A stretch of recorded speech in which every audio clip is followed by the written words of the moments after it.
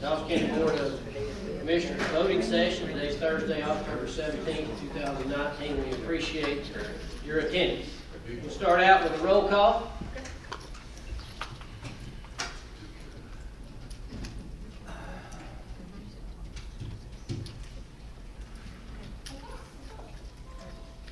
And as you can see, we're all here.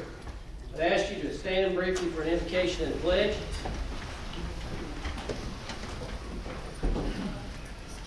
Bow your heads, please. Dear gracious Heavenly Father, we thank you for this another opportunity to meet and discuss the business of the greatest community in the United States. Lord, we ask that you give us knowledge and wisdom and guide us, and we'll give you honor and glory for all that's accomplished. In Jesus' name, amen.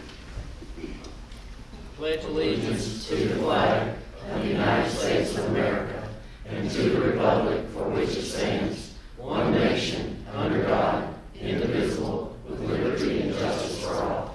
You may be seated. Announcements. Does anyone have an announcement? Just for the public's knowledge, our next Board of Commission meeting will be November 7th. Any other announcements? Okay, we'll move on to the approval of minutes. First up, we have the minutes of the work session held on October 3rd, 2019. Any additions or deletions? Motions. Motion approved. Motion by Commissioner Satterfield. Second. Seconded by Commissioner Nix. Discussion.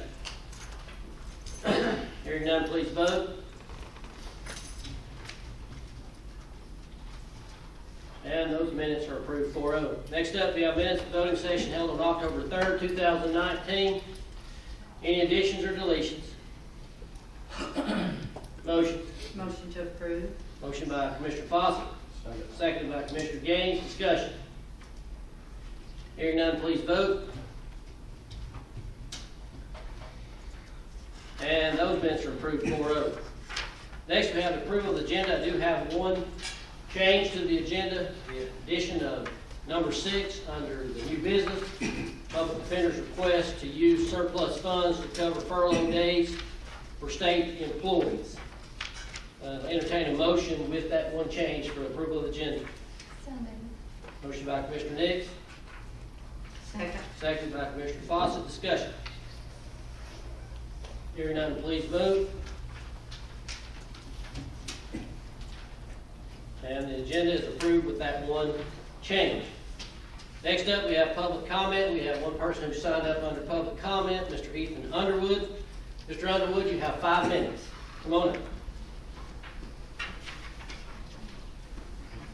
Thank you, Mr. Chairman, members of the board. Ethan Underwood. I'm an attorney for Miles Hansford Talent. We wanted to say thank you for giving us another 30 days to try to work with neighbors and try to address concerns on the Toto Park Creek Road boat storage facility. We have been speaking with neighbors. Some of the fact we had 2 folks who spoke in opposition last time. One of the neighbors we spent a good bit of time with after the meeting, and the issue was raised, well, can we preserve more of the rural appearance along Price Road? And Mr. Scruggs is committed to doing that, to limiting his grading there so that you keep the current topography along Price Road, and then he'll be supplementing that with additional plantings. It is my understanding, though, however, that the adjoining property owner, Mrs. Dills, is still not in support of the application. And we appreciate that. We understand that sometimes you don't get everybody in favor of an application. But what we would request the board consider is that a significant portion of this property is already zoned for boat storage. It is going to be developed for a commercial use. And frankly, there's very limited restrictions, if any, on the use in the CHP zone. What we would ask the board to consider is that, what's best for the area. We do know, at the request of a neighbor, that market studies, we were asked to perform a market study, and our client looked at that, and almost all the boat storage facilities in Dawson County are full. Your residents are having to drive to other jurisdictions and pay their dollars to store their boats and their RVs. They'd like to have that here in this area. We also know that this would be a very limited zoning in this particular corner. It's along a state highway. A commercial zoning would be appropriate, even though the comprehensive plan does show a need for residential uses and a plan for residential uses. You all have discretion to adjust to changing circumstances. And as we presented last time, if this is designed for a lakeside residential district, those folks are going to need somewhere close by to store their boats and RVs, because they're not going to be able to in these neighborhoods with covenants. So what we would present to you is that the current zoning has very limited conditions, very few restrictions. This would clean up an outside zoning. It would provide a use for a piece of property that you would have some predictability, the neighbors would have predictability. It would provide more protection in buffering and landscaping for Mrs. Dills, and it also would serve the people of Dawson County so that they can use this area as an amenity. We appreciate your consideration. We think we've done as much as we can, and as I said, I've done zoning law for a long time. If we can get it down to just a couple of people, we think we've got a good project. We hope that you all will support this and defer to your judgment on this. We appreciate your time. Thank you.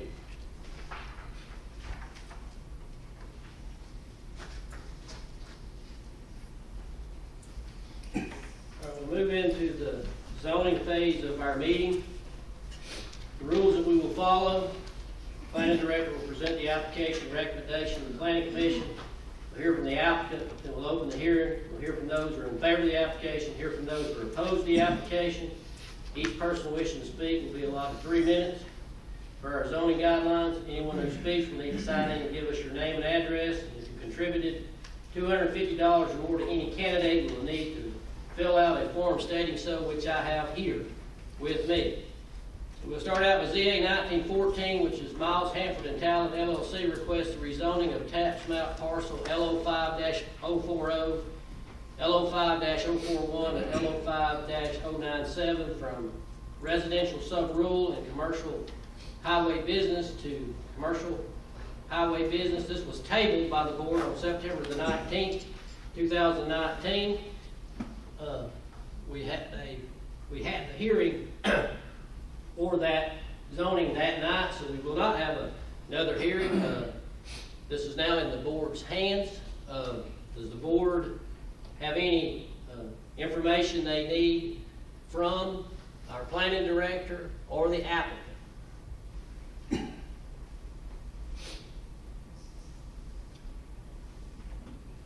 Do I have a motion from the board?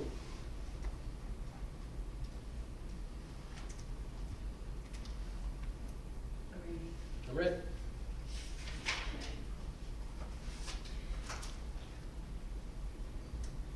I don't know if I've ever had such a rezoning that I have looked at so many different ways. And I have really, really tried to be fair, and I've struggled with this. I truly have. I can see both sides, but we've got a land use plan that is mandatory, and the rezoning would not be consistent with that. And we've also got a commercial piece of property that's right in the middle of residential lakeside zoning. It's right in the middle of all this residential. I've been down there and looked. I've talked to so many people, and also if this were not denied, this would make it inconsistent with what we did with another rezoning on the other side of Miss Dill's place. So I want to be consistent with my decision. I don't, willy-nilly decide this and decide that. So based on that, I'm going to recommend a denial of this rezoning. That's your motion.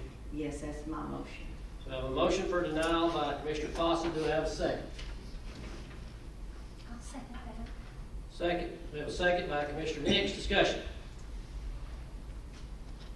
Hearing none, please vote.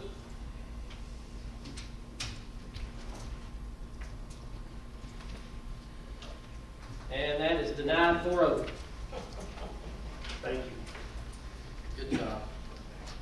Next up, we have ZA 1917, Dawson County requested zoning stipulations update of property located at tax map parcel 106-055-001 through 174 from commercial planned community development to commercial planned community development. Within that, there's a variance. 1913, Dawson County requested variance in the land use resolution, article number 404, section C.1, commercial plan community development, CPCD, with a residential component must be a minimum area of 20 contiguous acres. Article number 404, C.5, CPCD shall have a minimum of 2 distinct types of land use. A minimum of 50% of the property shall consist of either commercial, office, public, personal service, restaurant, or similar use. Article number 404, section C.7, C, residential units may be developed up to a maximum density of 6 units per acre, up to a maximum of 100 units. And article number 404, section 11.A, the amount of open space or natural space required shall be no less than 30% of the development for tax map parcel 106-005-001 through 174. James. Thank you, Chairman. Before you, you have an application submitted by Dawson County in order to update stipulations based on conversations with legal counsel, the residences, and the original applicant of ZA 1801. This application, like you said, is accompanied by a variance request to the zoning file per legal counsel recommendations. As most of you know, we've been through these stipulations a lot, and we've talked about ZA 1801 quite a few times over the last couple of months. But the main part of this application is to update the site plan, because it was decided through these conversations that the original pool was not kept, and therefore it had to have a displacement of 5 units across the rest of the development. And the modifications of the stipulations would be in regards to that pool, as well as the other stipulations based on litigation. This did go before Planning Commission on September 17th, in which they voted to move forward and recommended approval by the Board of Commissioners. Questions for James?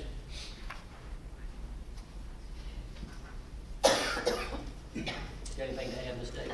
I really do not have anything additional to add except to just mention that this came to the board by way of complaints about some issues that were going on out there, and in order to be responsive to those complaints and ensure that the original conditions that were imposed on the property were being enforced, then the county got involved, the board's gotten involved.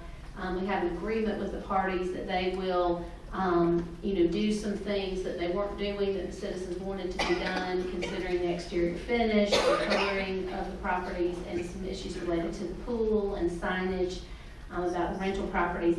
All of those things have been memorialized in an agreement and then also appear in a list of conditions that are before you tonight. And so this would be serving to actually have these conditions applied to the property to make it clear what their obligations are under the historical zoning and to fix some of these enforcement issues that we've had on the property. So with that, I think the public hearing could be open. Okay. Thank you. Could we take the time to read those stipulations? Jane? Absolutely. Do you want to do it or do you want me to? Okay. These are on page 94 of your materials. And Jameson, if I'm not reading the right thing, you stop me. Condition number 1, the project shall be developed to the standards set forth in the applicant owner provided letter of intent of ZA 1801 and modified master design site plan of Exhibit A. Number 2, the size and square footage and physical appearance of the proposed clubhouse, pool, and new townhome shall be constructed as generally depicted in the applicant owner provided exterior elevation drawings of Exhibit B. Number 3, all applicable stipulations from the original ZA 99-37 Tri-Vista zoning shall apply. Number 4, Any deviation of intent and/or plan design as set forth in this amendment shall be subject to review by the Director of Planning and Development to include approval, denial, or require further amendment to the CPCD zoning. Number 5, intentionally left blank. Number 6, the applicant owner shall finish the top of the roads within Riley Place upon completion of 75% or 150 of the 199 total townhomes approved for construction. Number 7, the applicant owner shall post a road bond in an amount to be determined and shall be released upon completion of the roads within Riley Place being finished and topped to Dawson County subdivision standards. Both conditions number 8 and 9 left blank. Number 10, protective covenants shall be in place. Number 11, a minimum of 60 new off-street parking spaces shall be provided as shown in Exhibit A. Number 12, entrance landscaping of Riley Place shall be subject to approval by the Planning Department. Number 13, all stipulations of zoning shall be a part of any plats, plans, or permits associated with this development. Number 14, owner agrees to provide at least 40% masonry coverage for the front elevation of not less than 60% of the units in each residential building on the property. Number 15, owner agrees that the exterior of all residential buildings on the property shall be painted a neutral color such as beige, ivory, brown, tan, cream, etc. Number 16, owner shall construct a pool substantially in compliance with the construction drawings for the Riley Place amenity area attached hereto as Exhibit B. Number 17, neither the owner nor any of its officers, employees, or affiliates shall post any signs, banners, flags, balloons, or any other marketing materials referencing or in any way suggesting that units on the property are for rent or for lease or any synonymous phrase.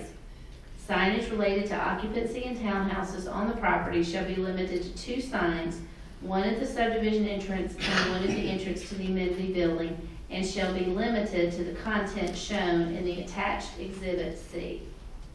Those are the 17 stipulations, many of which were original stipulations, and quite a few of them were renegotiated pursuant to the issues that were coming up with the development. Thank you, ma'am. I have a question to Jameson. Go ahead. I heard that the colors were gonna be neutral colors, tan, beige, the neutral colors. And the clubhouse is now baby blue shutters, and it just looks like I'm at the beach, but then I go look at the subdivision and I'm in North Georgia mountains. So, will that be changed in this update, or? No, ma'am, Go ahead. I was gonna say that they will, what they're referring to is the residential buildings. So the But buildings how- that the residences live in, which we, when we permit a pool house per se, is considered a commercial permit, and they have to go through commercial procedures, and it does not apply to the pool house. But why wouldn't it?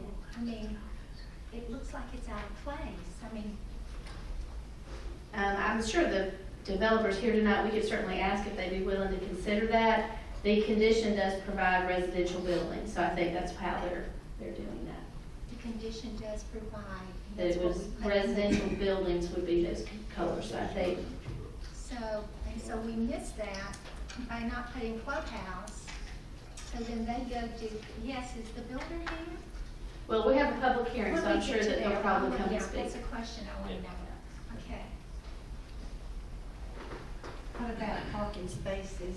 Is that relevant to this? Yes, And that green was, space? the parking spaces was one of the conditions. A minimum of 60 new off-street parking spaces shall be provided as shown in Exhibit A.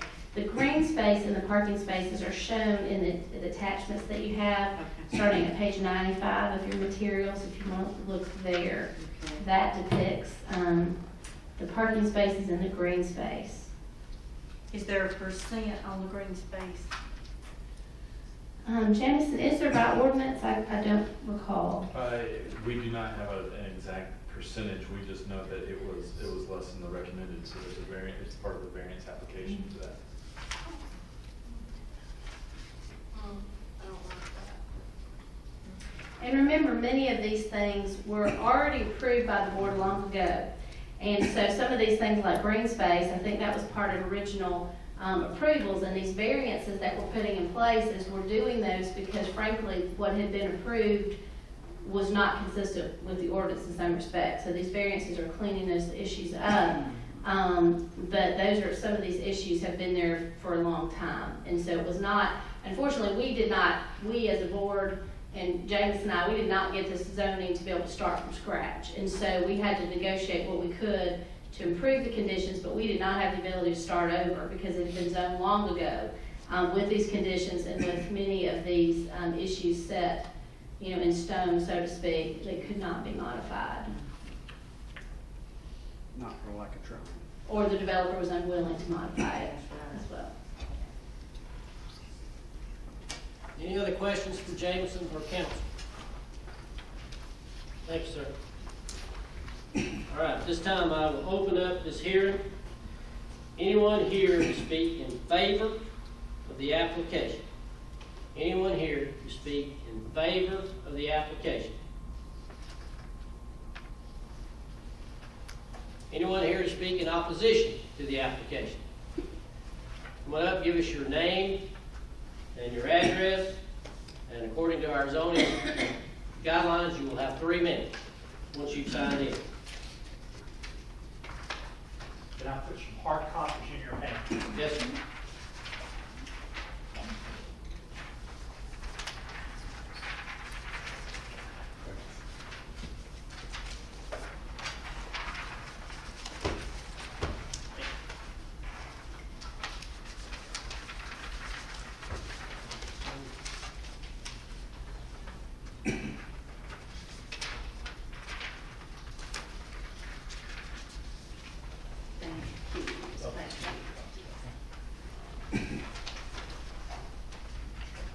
My name is Tom Camp, and I live at 146 Riley Place. I live in the subdivision, have been there for, have owned a home there for about 5 years. I'm representing not only myself, but 54 other residents, many who have been there as many as 10 or 12 years, okay? I put in your hands, and these are different, okay? The A is the one that was proposed, and you'll have to hold it straight up, okay? The B is what is now being built, okay? If you take the top across here, the original plans for that was to have 10 townhomes. The new plan is to have 16 in that spot, right across the top. Right across the street from that, there were 14 originally planned, and the new plans, there's 18. On the edge, there was 10 originally planned, spot, postal zone, all this, and there's 15 being built there. Now, if you look at this plan, the parking places are down here around the pool. There are no additional parking places up here where the homes are being built. I want the 60 parking spaces, but our contention is where they're being built. And our feeling is that there needs to be some sacrifices somewhere to provide some parking for those homes that are being built up there. My second contention is, when you look at this area, show me the 30% green space. The green space is all down in one area. Now, I don't know if this is the way it's planned to be or not. But, for example, right here on the end, it's 5 foot from the building to the retaining wall. You can ride a bicycle through there, but you can't get much else through there. They put stuff, crammed it in very, very closely. So one of our concerns is not only we're happy for the parking places, but another concern is where they're located and the green space. So that it's, we feel that there's some space around where we live, some green space. So that is one of our considerations. I handed to the zoning board, I suppose you want a copy of this, Mr. Kent, your time is up. okay? Mr. Chairman, could we hear from him? Okay, let me make one statement, with my time being up. Our homeowners association was fired. The meetings that took place to do these plannings did not have one representative from the 54 homeowners. The board of the homeowners association board was the builder, so they were representing us plus themselves. And we feel that there was, we didn't have a voice in a lot of things that took place that went on there. Okay? Thank you, sir.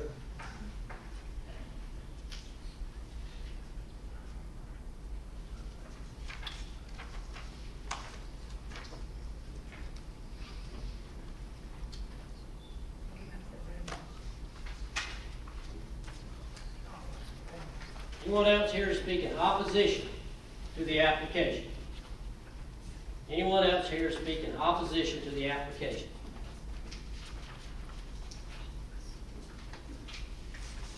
Anyone?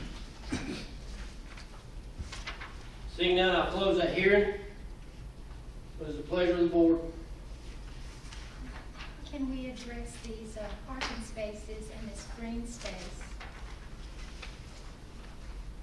I mean, and there's two plans here, and this is the plan that's out there now. Is that in our new agreement? Which plan? Jameson, can you speak to the Jameson. details of the development? The plan that we were looking, so CPCD is a comprehensive development. It comes with a site plan. And what was approved, we are updating the site plan to what is Exhibit A, and forgive me, I don't know the page number. 95, page 95. That is what we are updating the site plan to show all the homes in the development, to show where the open space is, and it also shows where those additional parking spaces are going to be located.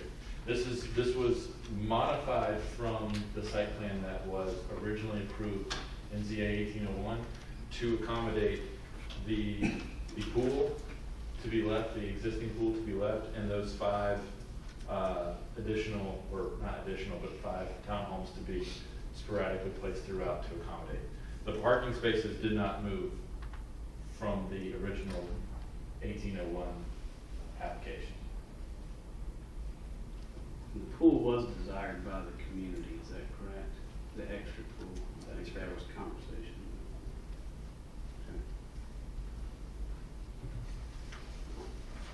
James, each unit has parking spaces in a garage at each unit.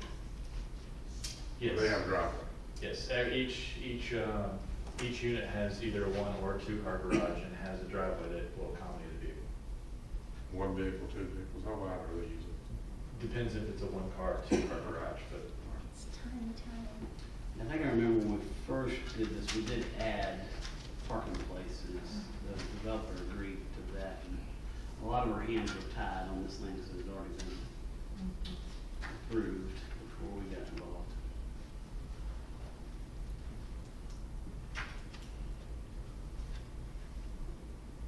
Other questions for Jameson? And is there 30% green space? And that's the variance that you get? it's part of the variance. It's part of the Because the original site plan did not have, that was approved, did not have 30% green space. So it's part of the variance to To clean it For up. them to do more green space. Is that right? But they're Yeah, it's- really not. So they're not? it's a variance to the site plan to show them where the green space is located, and it is less than 30%, yes. Oh,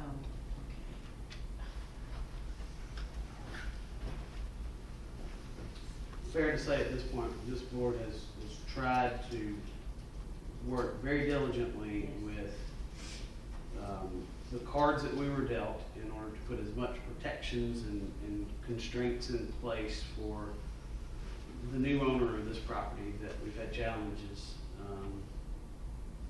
And this is kind of where, this is the final teeth that puts, or this is the final thing that puts teeth behind what we were able to get as diligently as we worked.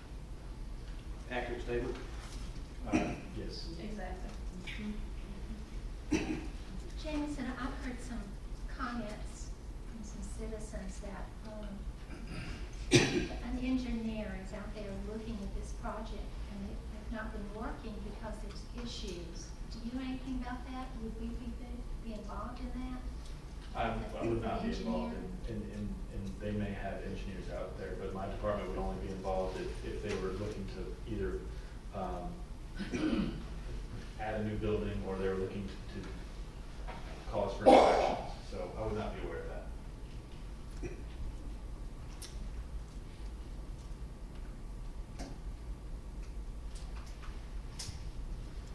Other questions?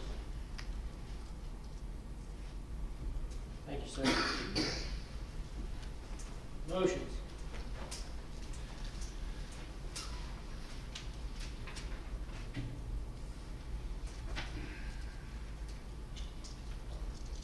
Well, since this is what's gonna give us some teeth to straighten some things out, I make a motion that we approve this. Motion to approve by Commissioner Fawcett. Do I have a second? Second. Second by Commissioner Satterfield. Discussion. I'd just like to say that this is one of, I'll echo what Sharon said about the other one. She had struggled with it, and I have struggled with this ever since I heard about the problem. And it's just, I'm just really actually sick about it because I was up this morning at 5 o'clock thinking about it. And I feel so bad for these homeowners. That's just another reason we have got to get our ducks in a row so this doesn't happen again and to these citizens. And I hope that once this is put in place that we watch. And hopefully it will turn out okay. Any other discussion? Hearing none, please vote.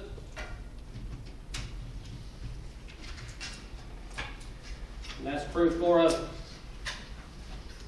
We'll move on to the public hearing segment.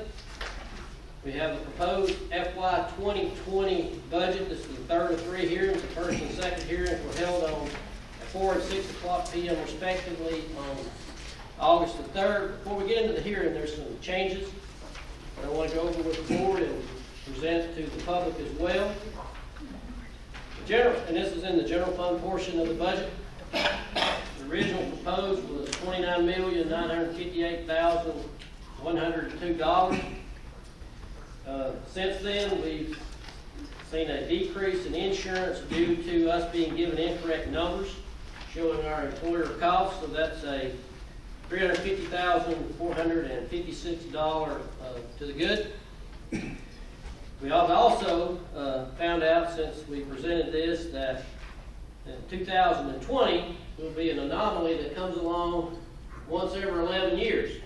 We'll actually have 27 payrolls where we normally have 26. So that's due to the last payroll, which would actually fall on a holiday, which means we would pay the day before.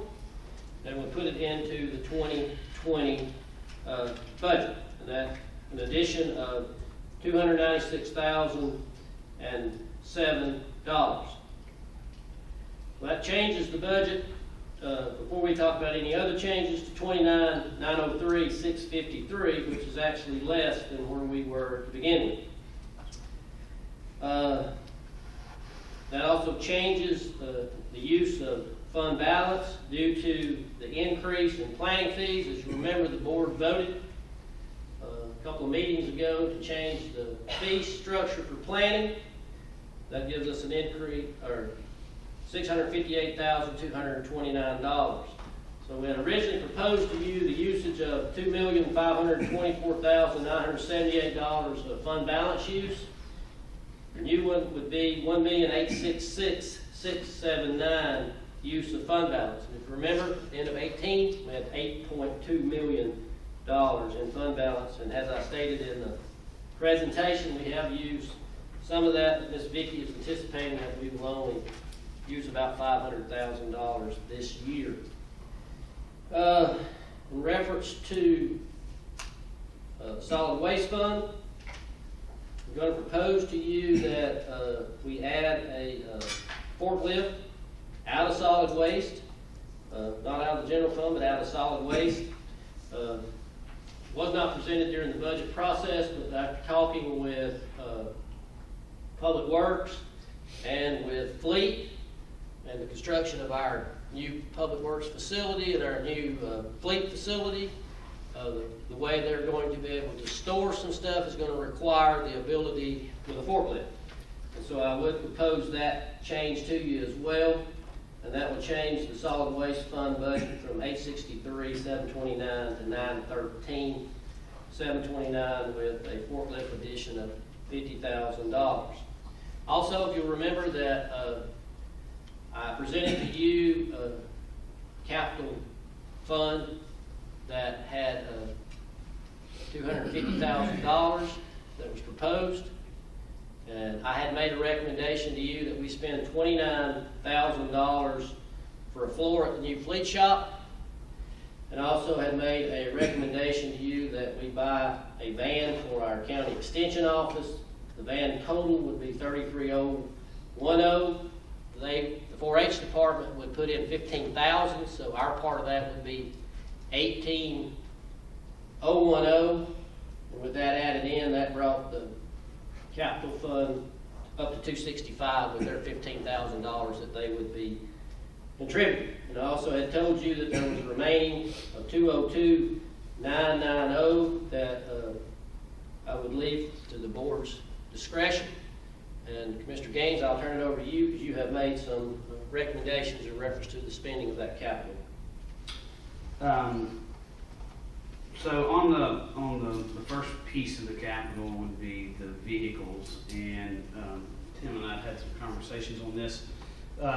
Pushing back to Shannon Harbin, which maintains those vehicles, we look to him to determine what are the top 3 most critical vehicles that need to be replaced immediately, and he provided those vehicles, and I can go through the list.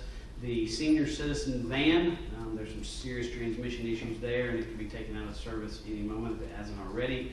That cost for replacing that one with what was requested is $45,000. There is a vehicle in planning. It is a truck that was second on Shannon's list, and as far as needing to be replaced is critical. That value on the replacement is $32,000. The third vehicle that is in most critical condition is the fire marshal vehicle. Originally, it was recommended to, or requested to have a Dodge Durango at a cost of $40,000. However, with further conversation and really gaining a better idea of the role of that fire marshal, Shannon thought that we could get with a Ford Escape 2-wheel drive, because predominantly that role is on concrete and it's visiting businesses and whatnot that are established. So not much off-road activity. And so the Ford Escape, instead of the Dodge Durango at $40,000, I'd recommend the Ford Escape at $25,000 would be the cost for that particular vehicle. The fourth item for capital would be the sheriff had asked for an 8-track system. We have replaced 4 or 5, I believe, over the last several years. And this would be, I believe, the final one to get replaced, and it is a cost of $40,000, which is what was requested. That total is $142,000. Do you want me to discuss the other items now, or wait till we get out of capital? The other items that Tim and I looked at were the Superior Court supplements, and these are for 2 employees that work in the probation area. And the premise there is these folks help keep people out of our actual jails when they're on a probation and home arrests and things like that. Our average cost for a jail stay is $52, and these low-risk people can be under probation status. So this is a supplement for those two folks to help keep that program going. Feel like that with that, keeping that active, we will see, should come out as a net savings over the long haul by the reduced cost of jail stays. The other item is, How much was I'm that? sorry, $6,750. The other item is treatment court workbooks. So we are fortunate in this district, Governor Deal, his son. Judge. I gotta be careful. Judge Deal implemented, came up with a drug and mental health treatment court many years ago, and it's been a phenomenal program in our area. It's been accepted very well. Recidivism rates are really good statistically. And so they use workbooks with these folks, and they had originally asked for enough, I think 1,800 to buy 300 of these. Further conversation, they go through about 100 a year. So we thought that buying a year's worth would be sufficient, and we'll look at it again next year, of course. And so that amount, just to do a year's worth, would be, they're $6 a piece, so that'd be $600 for those workbooks for the drug treatment court and the mental health court. And those were the changes that How much is the planning vehicle? the planning vehicle is $32,000. And it's actually a four-wheel drive, off the top of my head, I think it's an F-150. Is it F-150? Dodge, I believe it'd be a Dodge. Dodge. No, he's not here. 1500. It's a four-wheel drive because they go to new construction where they might need to get off of the road. All right, now, I want to take you back to capital as well, to consider. If you'll see in the document that I handed out to you earlier today, that we've got $60,990 remaining in capital after the recommendation by Commissioner Gaines. Remember, the board voted to replace copiers. We did not vote how we were going to fund that. And that was approximately about $51,000, correct, Vicki? That's correct. And so I would recommend that we take $51,000 of that $60,990 that would be left for copiers. And that would give them the opportunity to set up that account that they need for us to make that happen. How many, was that 15? How many was that? 16 total. Okay, the sheriff, we, 16. We would have made 17, but we decided to hold that one back. right, okay. So those are proposed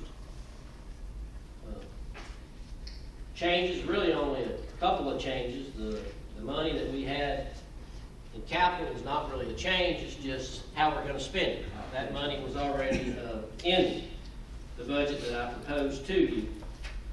So is there anyone else have any proposed changes? I would just like to mention, and I think, Mr. Chairman, you've mentioned how, we don't need to add any employees until we get the salary study back. But I have seen Brad Morris for years and years come forward and wanting some additional help in his program. And I would just like to ask, I know we've got this budget almost there, and I would just like to ask that when we do get the salary study back, if we could just please put his name at the top of the list to look and see if we can help him. Well, yeah, and that would be my recommendation to the board, once we get the salary study back and we're able to take care of the employees that we already have, which would be phase one of what we're trying to accomplish, and maintaining a solid staff, then yes, obviously, if we have revenue, then those recommendations could be made by the board to be added in the budget amendment. And so, yeah, I don't have any problem with that going forward. Because I've just seen that for years and years, and. Now, we did give him another person last year, Yes, but that was the person that passed away, but that position's still there. yes. So, I mean, he's still getting that position. He just had to put somebody else in it. Mhm. So we did give him one last year, but I don't have a problem looking at it again The growth, as we move forward. the growth. Growth in our county. I do think that it's imperative that we get the salary study back, and that we take care of the staff that we already have first before we start adding staff, and that we stabilize the workforce we had. I think you heard at our last meeting from Ms. Green, before she departed, that our age of our employees, including all of these old timers that we have that have been here a long time, was 2 or 3 years. And so that's not acceptable in maintaining quality, productivity, and efficiency. And so it's important that we continue to look at this in phases until we can fix that problem, and that's the same as we talked about before, and as she brought up in the new handbook that you're going to see very soon. We make some changes to our benefit packages as well, so that we can be competitive in the market, because it is a very competitive market for employees today. All right, any other changes? Are you just talking about capital stuff, or can we say anything? Anything. Anything else? I would like to request that DFAX be given half of what they requested. They requested 5,000, I think you recommended 2, but I noticed there were others like Noah and Good Shepherd and different ones that were given half, so I would like to see them at least give 500 more. There's a lot of unsung heroes in DFAX. It's a tough business, and they can't really keep people, so. And I'm just throwing things out. I was wondering about the refrigerator for Superior Court.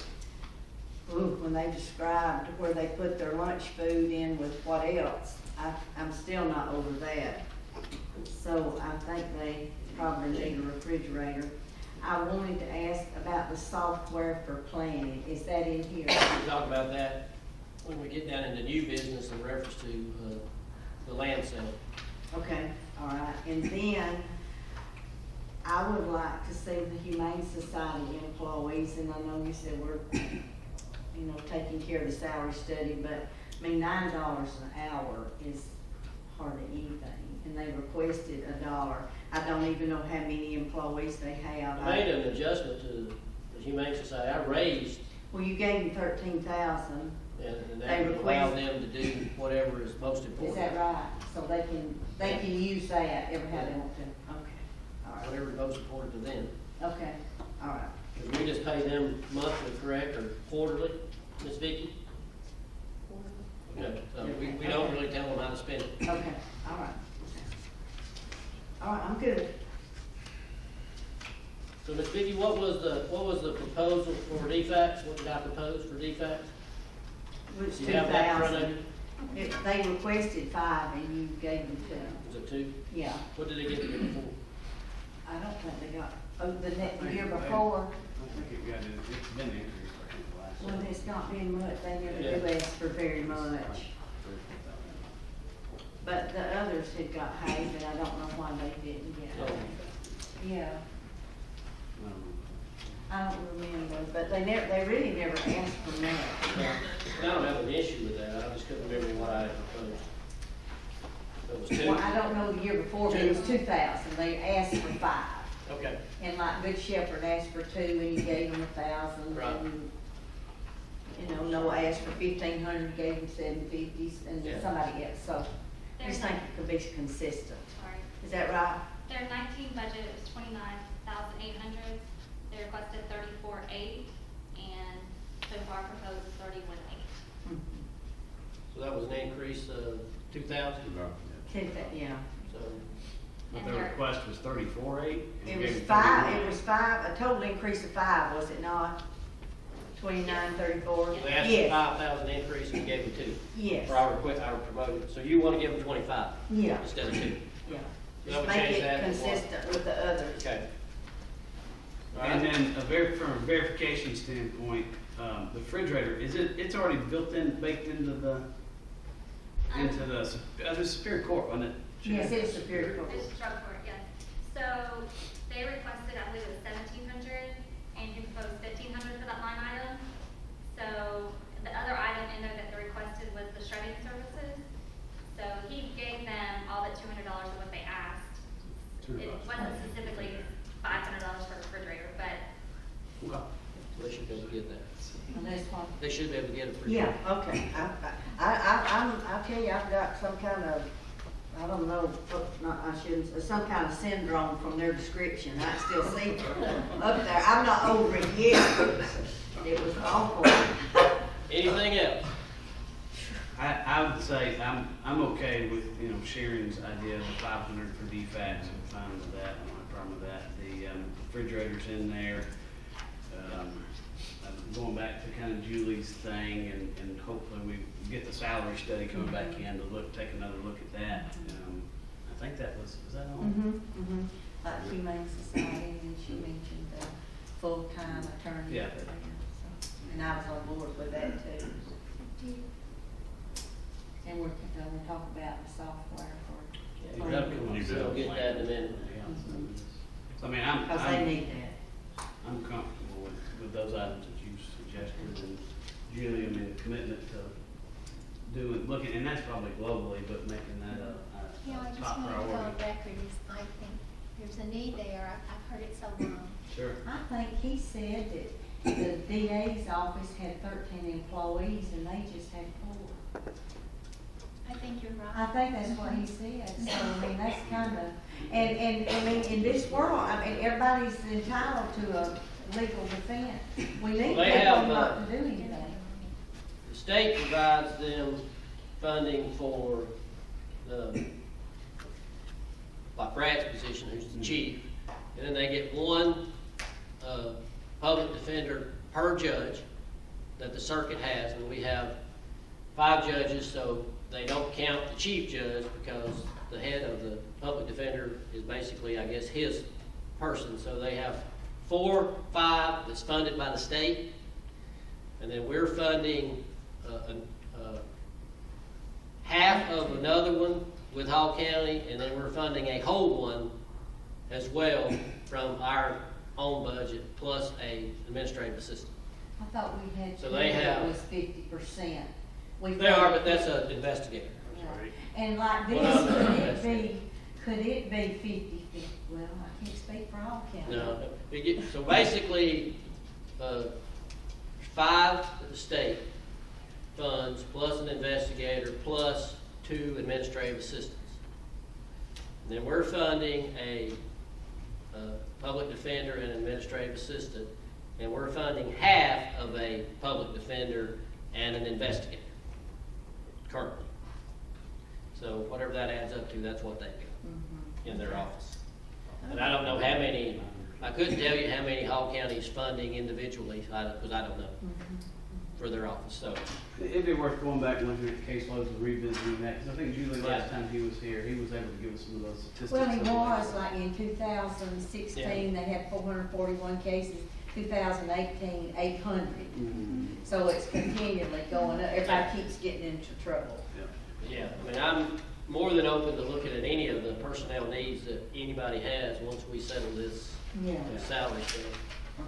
Or I will do it for sure. All right, so, just running some rough numbers there. That changes the the new budget proposal of 29,903.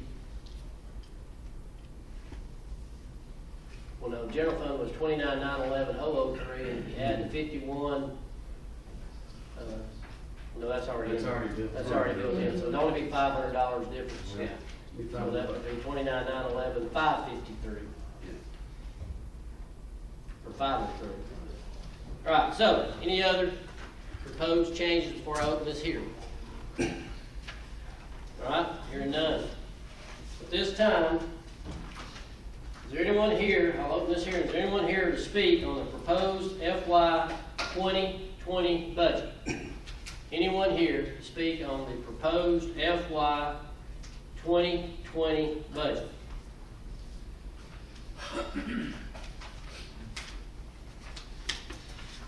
I know, for the most part, you've heard us talk about the general fund, which is the main day-to-day operational fund for the county, but there are many other funds as well that the county will vote on. Is there anyone here who wants to speak at all on any of the funds in reference to the proposed 2020 budget before I close this hearing?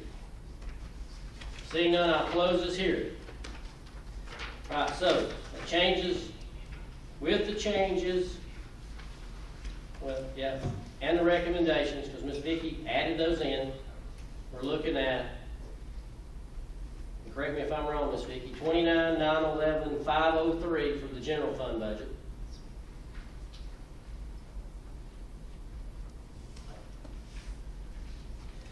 And then I provided you with earlier the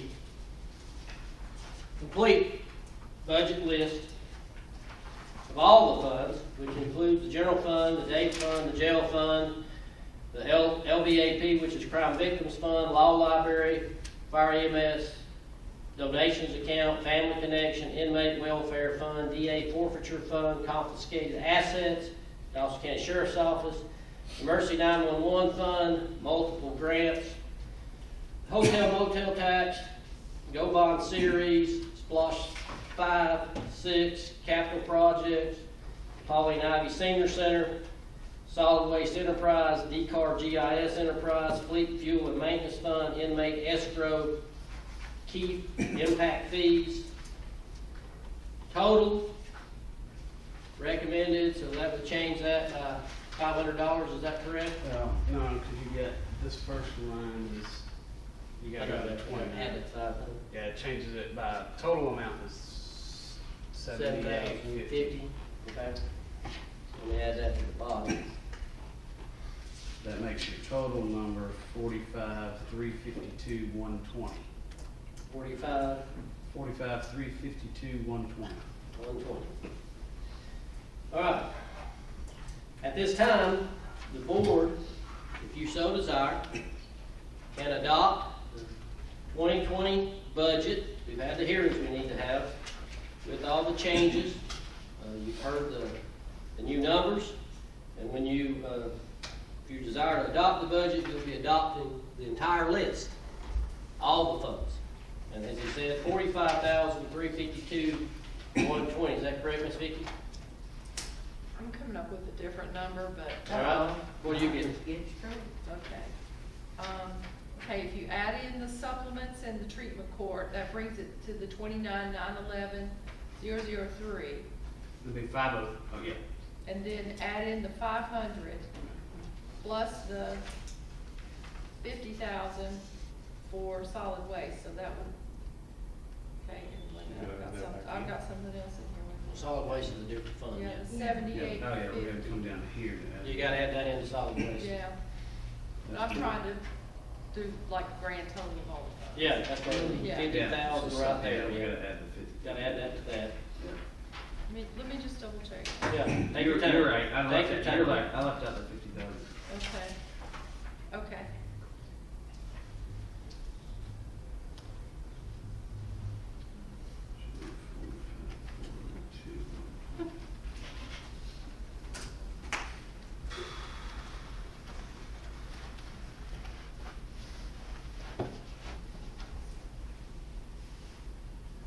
So the only thing really from that 29,911,003 that we're adding is that 500 to general fund.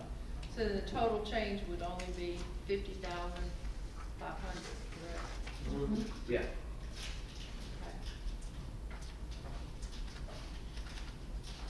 Yeah. That's, yeah, I mean, that number includes the supplement. That's Okay. got written to. That's 29. So it'll be 29,911. 40, did you get 45,394,770? For the total of all funds? Say that again, please. 45,394,770. 394, 770. 77. I got a different number. What did you get? I got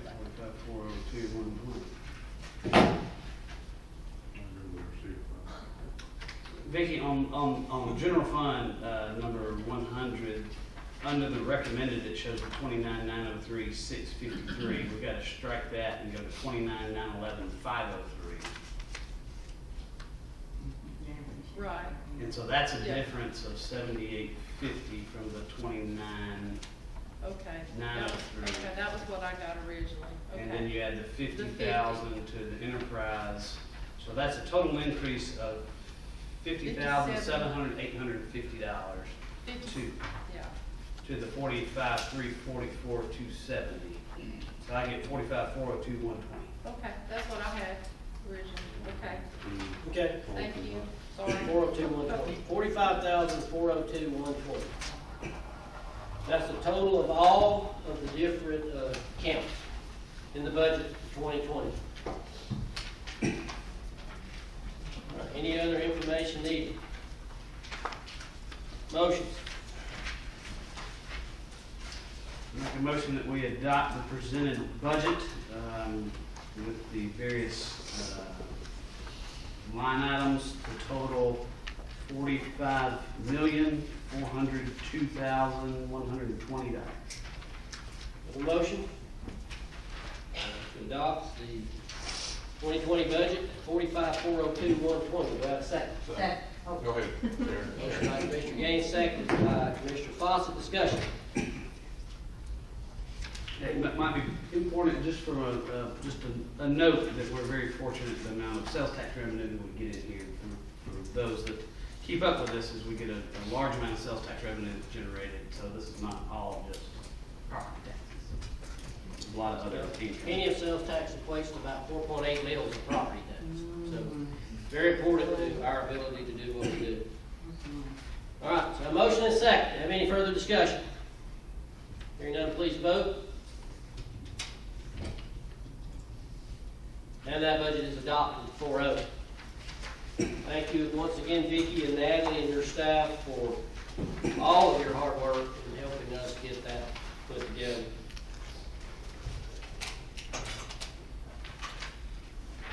Now, move on to unfinished business. Proposed county vape shop ordinance that was tabled from September 19th, 2019 voting session. Tabled that for an opportunity to speak with some of the shop owners, which I think Mr. Satterfield, county manager, did. And we have a revised draft that you have with you tonight. Is there any other information needed on that proposed county vape shop ordinance that was tabled from September 19th? who else was part of those meetings? Jefferson, But Diane, Diane, okay, and were there, owners, property, shop owners. Shop owners. They're and here. about how many, oh. There they are. So those three. Okay. Comment before, after the Have motion. you? Yeah, you want- Yeah. I just want to, first of all, thank the shop owners. You know, I think it's a show that we didn't make a knee-jerk reaction. We had an ordinance we had in place. We had an ordinance that, we're trying to take care of the kids. We were seeing a lot of this stuff in middle schools and just talking to the superintendent, talking to teachers. I even talked to doctors, pediatricians, and I think by meeting with some of these owners and they volunteered to step up and help us try to stop this crisis right now. I mean, on the news the other night, they had a 7-year-old went to the hospital for vaping. And they educated us on what was legal and what's not, and guaranteed us that they would have the stuff that was legal and tested, and not let any of that stuff that's bootlegged and not, and not legal in their stores. And educate us what to look for out there in the public that's causing this illness and death and sickness to these kids. And that's what we're here for. We gotta look out for, not only the citizens, but the kids too. The whole county as a whole, but especially these kids in the school. and they're willing to look at the age again. We were going for 21. We talked to them, and one reason I want to go for 21 is we got some older kids in the school. That's not only here, but everywhere. But I think 19 is a good compromise, and they're willing to go back and look at that if this doesn't work. So I just want to appreciate the store owners and the mom is sitting down with us and just getting a good product and getting it out there and take care of our kids. So thank you. Okay? Yeah, I'd like to echo what, to me, zooming out, I wasn't part of the process of this, but to me, this is the way it should work. If there's a problem that we see, and I commend Tim for taking and being a champion for this whole process, and for y'all working together to come up with a better product than what we just initially thought, and that's the way it should work. And interaction with citizenry to make sure that we're doing things that help protect those that we might try to focus on, but be able to work with you folks as well. So I just zooming out, looking at the process, I was impressed to see how that went down. I remember during some of those comments that they said that this was available in convenience stores. Convenience stores here. And See, gas that stations. worries me. And gas stations. And gas, yeah. And I want to say too, with this, my intention with this was never to put anybody out of business. I understand business, but I'm not in the business of killing kids either. So, you know, it was tough, but somebody that knew more about it, I don't know anything about vaping, and I'll tell you one thing, I'm not gonna find out myself. You know, it's frightening to me. But I do appreciate how y'all have worked, and I'm glad everybody showed up because I really got an education. And somebody commented that they could tell we were really listening. Boy, I was zoomed in. I didn't even really know where I was because I could just hear all this, and I appreciate that. I got educated because I knew nothing about it except what I heard on television, and it was terrible. So you know, I'm like you. Let's work together. We all want the county to be good, so we just don't need to fight each other. Let's work. Let's love each other and work together. You know. So I appreciate these people. Appreciate y'all. All right. Any other comment? I'll entertain a motion. Motion to approve is written. Motion by Commissioner Satterfield. Second by Commissioner Gaines. Discussion. I'll just make a comment here. I'll echo what everyone's already said. Appreciate the shop owners being willing to work with us. Thank David and Tim and the staff for meeting with the shop owners and getting all the information that was possible to get. That is truly the way it should work. We're all working to try to accomplish the same thing. And I do appreciate you people that are in the business willing to do that. Thank you so much. So, any other discussion? Hearing none, please vote. And that is approved 4-0. We'll move up to unfinished business. First up, we have consideration of request to use county facility parking lots during the Mountain Moonshine Festival. This is an annual event that happens. A good event for the benefit of our children who are underprivileged, so they'll have a good Christmas. Any other information needed? Motion. Motion to approve. Motion by Commissioner Nix. Second. Second by Commissioner Fawcett. Discussion. Hearing none, please vote. And that's approved 4-0. Next up, we have consideration of intergovernmental agreement between Dawson County and Development Authority of Dawson County. That was 0.15 mils of property tax, tallied around $220,000, which is about $20,000 more than I had put in the budget originally. 10-year agreement. This is an agreement in effort to move the Development Authority forward, and as we've all discussed on many occasions, the goal is to make them self-sufficient. We have to help them till they can become self-sufficient. We have opportunity coming up in the near future to help them with that. But the good thing about this intergovernmental agreement, it has areas that they have to meet. And they have to, benchmarks that they have to come up with. Thank you, I couldn't come up with the word. And so I think it's a good agreement. Any other information needed there by the board? Motion. Motion to approve. Motion by Commissioner Satterfield, Second. second by Commissioner Gaines. Discussion. Do we need to make any budget amendments with this? Vicki, do we need to add? No. Okay. Any other discussion? Hearing none, please vote. And that's approved 4-0. Next up, we have consideration to move forward with a public hearing for special event business license ordinance revision. If you remember, this was in reference to people who come back every year.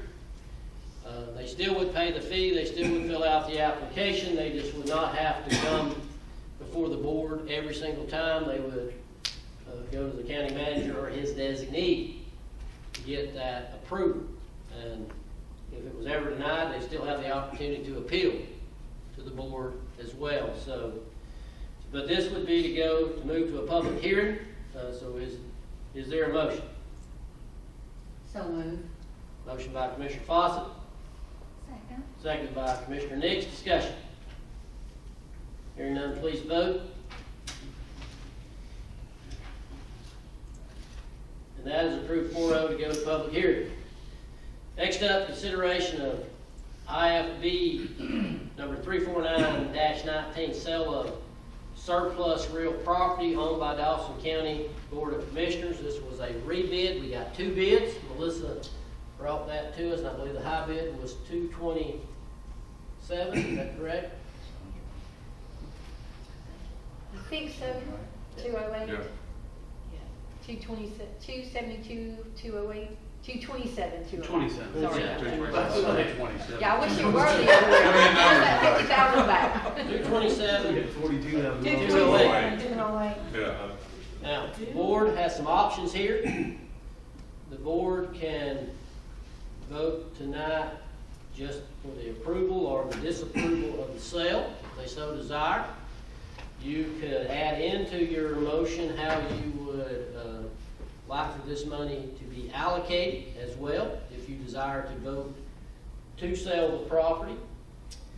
And I would recommend to you, if we do that, and I think Commissioner Gaines has some considerations there that he wants to bring up, is that we would let the sale go through and then do a budget amendment to add this money with the desired way that we would like for it to be spent to the budget after the sale goes through. So Commissioner Gaines, if you would like to Yes. make your proposal. Out of the 227, 208, originally some history behind this property. It was given to the county for the purpose of a fire station, and the location of it does not does not work well to put a fire station there. We don't need a fire station there. So in the spirit of what it was given for, I looked at several different things that we could look at purchasing that would fit within that spirit of what it was done for, as well as provide long-term benefit for not just the fire and emergency services component of our operation, but across the organization wide. I would recommend that we spend, there's an InterGov software that can be used across the whole organization. As everybody knows, we see efficiencies when we use cutting technology and software, and this is something that is greatly needed, not only in the planning department, but in the tax assessor office, in the fire marshal office, and many other offices throughout the organization. So I would recommend that we allocate $100,000 towards, that software. How much does it cost? It's $100,000 is what. Is that what the cost is? Correct. It is. Um, You said it'd take the place of 2 people, didn't you? We're not getting rid of anybody, I know. but there's much needed personnel there. This should Yes, help, so. that'll help, yeah. The second line item that I would like for us to consider is historically, we've been funding fire hydrants out of general fund. Obviously, general fund is a fund where we have a lot of pressure for salaries and things like that, so everything kind of hits that. So I would recommend that we allocate $75,000 for fire hydrants. The last several years, our trend has been approximately $30,000 a year for fire hydrant expenditures. And it's based on what Edward Water has planned on their upgrade of their lines, so they come to us and we deal with that. But I'd recommend that we set aside $75,000 for fire hydrants. That should take us over the next at least 2 years and would relinquish the demand on our general fund for funding that. The other thing in talking with Danny that is a big need and a valid need is he sent some numbers out, air packs, and I think I've told a lot of people, I lean on people like Tim and Billy that have been in that space and know, really what the needs are for the equipment. The air pack cost is $40,000, I believe that was the right number. And that gets them a larger tank and allows them, one of the things that was interesting is with the staffing that we have, it allows that person to stay engaged for a longer period of time in order to fight the fires instead of What coming. is it? Is it oxygen? Like a It's scuba the air you're dive. breathing now. It's what? It's just air, it's compressed air that you're breathing right now. But you got a That's scuba tank on tank, you or It's on your something? back, yeah. On Scuba your tank. back. And you have. It's not face oxygen, you don't mask. go in there with oxygen. Not in the fire. You let fire. Have a big boom. You might come out. Well, if you wanted more business, you might, yeah. That's not the kind you want. So with those 3 items, that gives you a total of the 227,208, that takes into consideration $215,000 of that amount, and then that leaves you a remaining $12,208, which I would say we put back into general funds. Okay? And I like the idea of nailing it down, now with those expenses. That way we know where those dollars are being spent from that one-time revenue source. Are you also in support of waiting until the sale is final to bring it back before the board and be Absolutely. added as a budget amendment? I'd say we definitely need to wait until we close on the property, which the closing date, Melissa, was October 18th, is that correct? Anticipated? That's when he has to give us the 5% if it's approved tonight, and That's there's not a tomorrow. closing. That's tomorrow. Yeah. No, the 22nd is when he's gonna be doing it. 22nd. Oh. I'll do the notice of award tomorrow. Okay. The attorney's not even really been picked yet. I was gonna give them, Yeah, and that's another part of what I noticed on one email that came through, the buyer had asked to use their closing attorney. I would prefer to use our attorney because we're looking after our interest is I'm primary. assuming that would be Sarah? Okay. So we're And not- our buyer is an attorney, is he not? He is, but he's not, And his brother's an he's attorney. not able to do closing right now due to some surgeries with his legs. Oh, He's using okay. someone else, this other lady here in town. Well, but I believe the stipulations say that they pay They pay closing for- costs, so, Yeah. for that reason, they may push to use their own lawyer, for whatever reason. He only stated that he would like to use hers, but that they've made no motion, no movement for that. Oh, okay. So, I think it would be customary for assets disposal to use our own Yeah. attorneys. And they're. I could ask them to do that, Go on, tell them. but it is part of their agreement that they're supposed to pay closing costs. Yeah. And Okay. we don't want them to use ours and then say, well, y'all have to close since you're not letting me use my attorney. But I'll ask him and see what he says tomorrow. Okay. Okay. So, yeah. All right. Any other thoughts on that at the moment? Do I have a motion? I can craft this into a motion possibly and get it, if I need to restate each item, I guess. So, the sale of the land, that we received back the highest bid in the amount of $227,208, would be closed on the scheduled closing date. And the revenue would be, we would do a budget amendment after we close, and have the money sent to us. And it would be allocated out in the following manner: $100,000 from InterGov software, $75,000 into a separate line that would be reserved for fire hydrants, for future fire hydrant purchases, $40,000 to be utilized for air packs for the fire department, and then $12,208 to go to general funds use. And I would make a recommendation that we use our own closing attorney to close this. Okay, heard the motion, do I have a second? Second. All right, motion by Commissioner Gaines, seconded by Commissioner Satterfield, discussion. I'm excited that we're finally to the point, we've had this land for quite a while and able to use selling this thing that's been sitting out there that hasn't done us any good. Now We we're got able some to more if y'all want some. use it for stuff we really need. But the guy that's buying it is the one that donated it in the first place. Yep. So it's like he donated twice. Yes. You think he'll donate again? Never know, never know. All right, any discussion? The donation the first time, so he was able to write off the donation the first time at least. Yeah. Yeah. Hearing none, please vote. And that's approved 4-0. Next up, we have consideration request for additional funds for legal fees. Ms. Vicki presented that to you at our last meeting. That was $250,000. Any other information needed? Motions? Motion to approve. Motion by Commissioner Satterfield, Second. seconded by Commissioners Fawcett. Discussion. Hearing none, please vote. That's approved 4-0.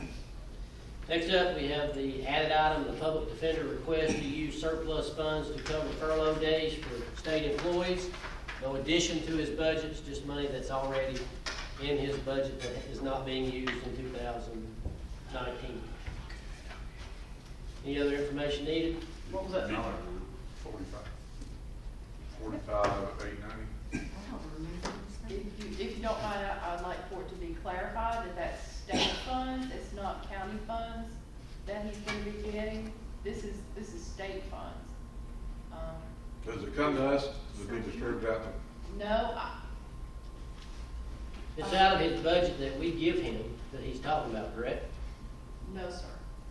It was my understanding that this was state funds, this was leftover state funds that he had. Well, we don't do anything with state Well, funds. that's what I couldn't understand unless. And I think he's asking for money that he's got left over from our budget.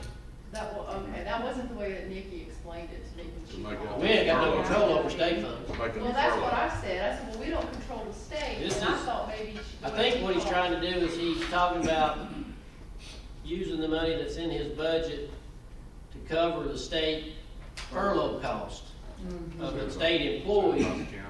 Yes, it's gotta be county funds, it can't be state funds. Well, but I thought maybe the way she explained it to me, I didn't talk to Brad about it, I talked to his assistant, was that he had money left over, but that the state was asking that Hall County and Dawson County approve them doing that. That was kind of the way I understood it. Now, I could be wrong. We wouldn't have any control over that Well, anyway. that's what I didn't understand, so that's why I was. So confused. I think it's our funds that he's asking for, out of that he has left over for where we were paying David, was it Turk? Because he was our employee. See, and they told me. Oh, I thought he said something about Rob McNeil. Rob McNeil. Yeah, see, he was a state employee, that's why I thought it was for the state. 'Cause we didn't pay anything for McNeil. My I goodness. think the amount is $27,814.42. How much? $27,814.42. That's what he's got left in there. That was his No, that's what request. he's asking. Request. That's what he's requesting, That's what he's correct? But he said that was left over from Rob McNeil, leaving, didn't he? That's why I was. He said the refund from last year was rolled over into this calendar year in order to absorb the leave payouts associated with Robert McNeil's retirement. A projection was done and found that our circuit will end this calendar year with a surplus. So the surplus is sufficient to absorb all 9 furlough days in the amount of $27,814.42. Is it state money or county money? I think we need, to me, I need more, I know time was of the essence, but Yeah. Yeah, we need to I'm clarify rolling that. blind We right can't, here. we can't approve state money. Well, that's why I was confused about the whole thing, because, Yeah, I'm confused now. And this was just presented to us tonight, yeah. so I would, So they're gonna Let's miss, clarify. they're gonna miss two paychecks in November, 2 pay days. of the 3 night. days. Yeah. Nobody's, they all left, I mean, he left. I guess if you I had. just don't Mr. want to Chairman, vote on something that's what I without said. being clear about it. Well, you know, one thing you might consider, would you want to put forward some kind of contingent vote that if it is related to Mhm. what your County funds, anticipated state was, funds. that you approve it, if Yeah. it's not, you don't, something like that, so you might capture the November dates if you wish. Okay. Cause I hate for somebody to miss their.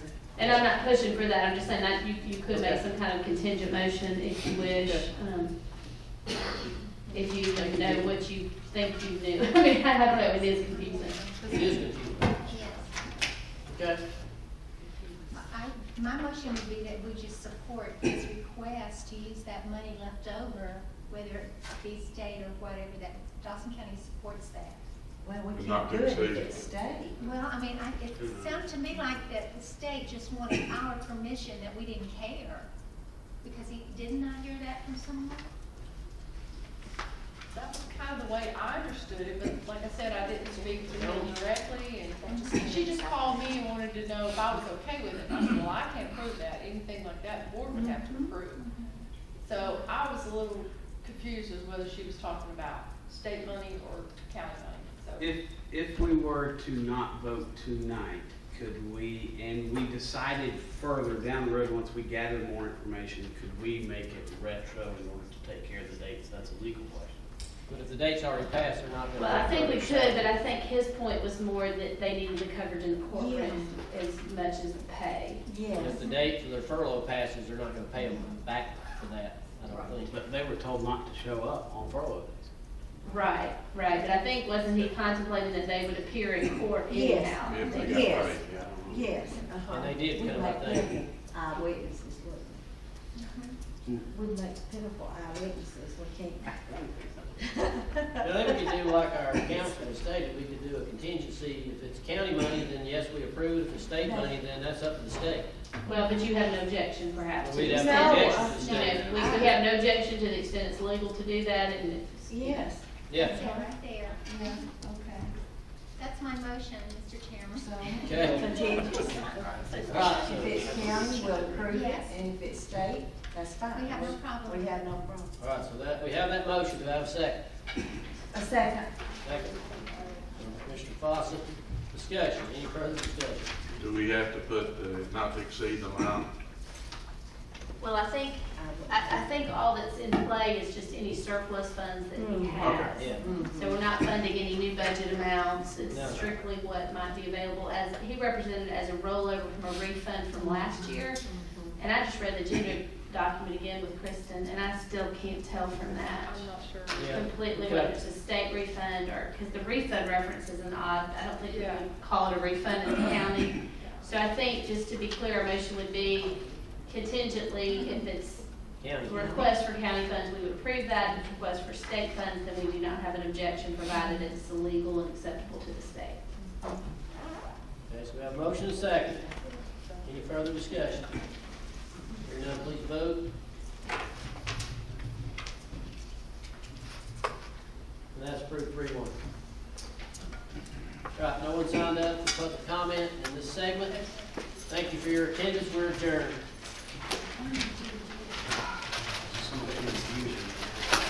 Yeah, I didn't mean to push y'all on it. Yeah. No, no. Well, I mean, I do. I think he really needs